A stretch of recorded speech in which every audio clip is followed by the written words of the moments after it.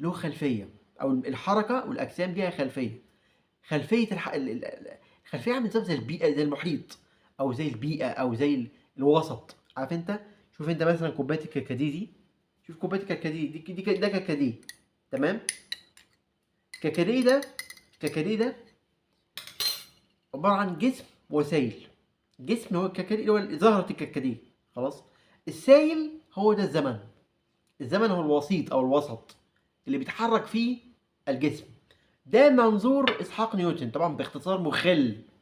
ده اختصار مخل جدا، يعني كم يطول فيه جدا شرحه يعني. فقال لك ان الزمن عباره عن وسط تتحرك فيه الحاجات، والايه تتحرك فيه الاجسام. ده اسحاق نيوتن، او الفيزياء الكلاسيكيه. نيجي بعد كده، طبعا بيقول لك ان هو الزمن ده مطلق وتيار. عامل زي التيار، عامل زي ايه؟ نسيج كوني، تيار يعني بمعنى صح، يتحرك فيه الاجسام.